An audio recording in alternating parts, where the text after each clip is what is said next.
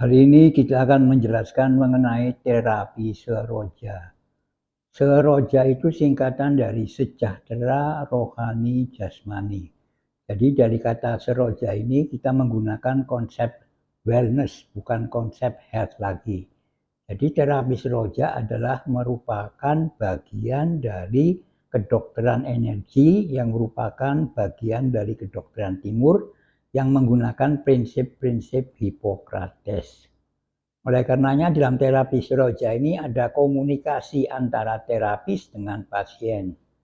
Yang namanya komunikasi itu harus 3A, asah, asih, asuh.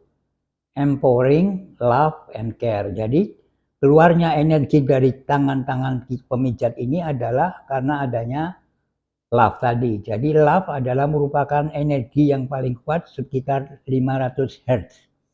Sehingga dengan demikian di sini terapis dan pasien harus menggunakan efek positive thinking atau placebo effect. Baik terapisnya maupun pasiennya. Jangan sampai ada pikiran negatif.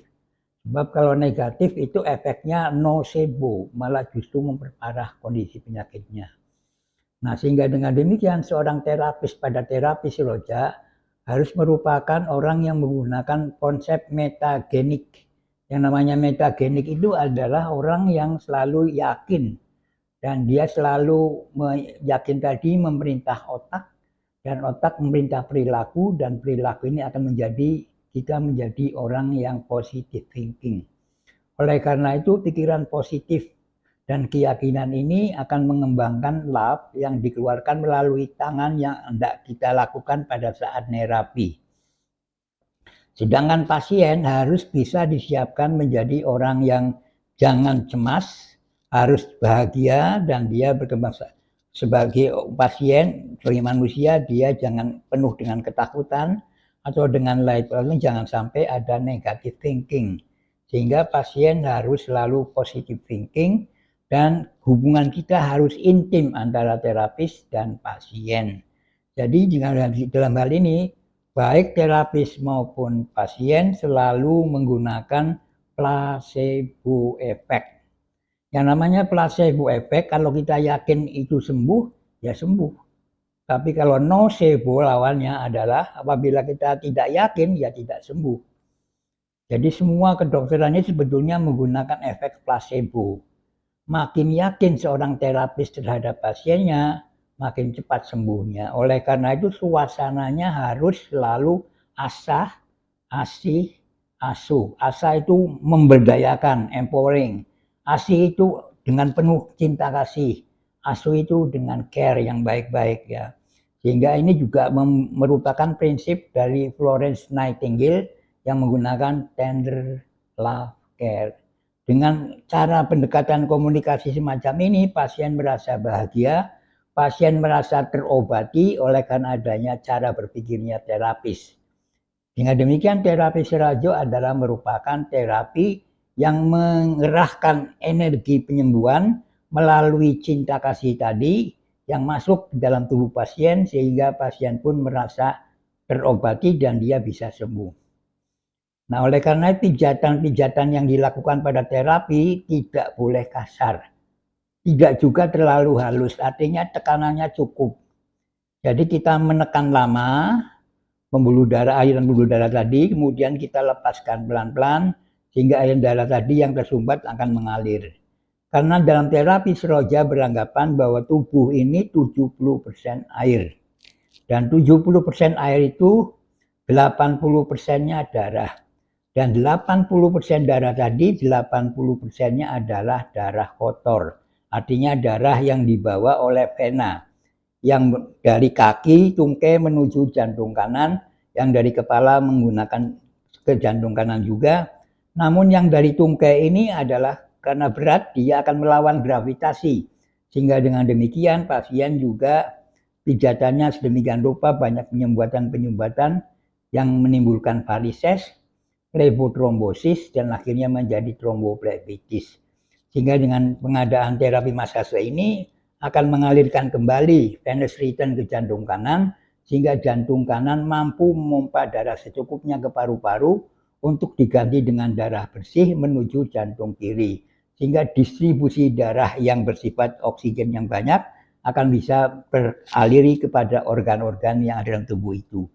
Jadi dengan demikian pasien juga merasa senang karena pijat itu membuat mereka juga senang.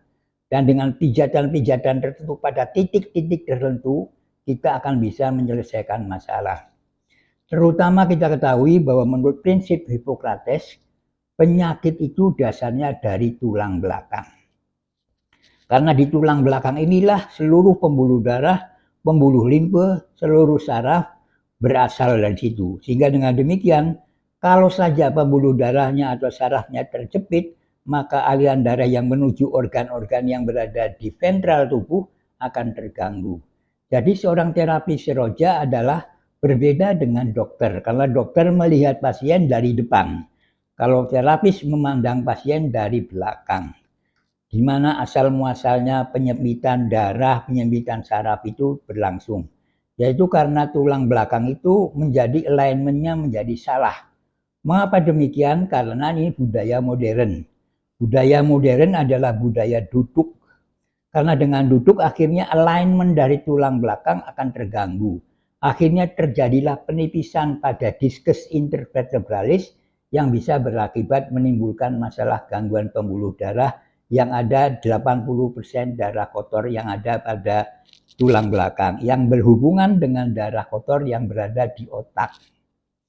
Jadi terapi seroja ini selalu memberdayakan aliran darah terutama venous return supaya jantung mendapat darah yang cukup, sehingga dengan demikian detoksifikasi liver yang terjadi bisa juga berlangsung dengan baik, sehingga darah yang masuk ke jantung itu bersih dari racun-racun, sehingga dia akan mengandung banyak CO2 yang dibawa oleh arteria pulmonalis ke paru-paru, sehingga dari paru-paru CO2-nya diganti dengan oksigen melalui pernapasan yang baik, sehingga terjadilah distribusi darah bersih ke organ-organ ke seluruh sampai ke sel-sel pada makrosirkulasi dan mikrosirkulasi, sehingga dengan demikian darah akan membawa hal-hal yang diperlukan untuk metabolisme sel dan signal transduksi dalam sel, sehingga sel bisa merespon seperti apa yang diperlukan oleh tubuh.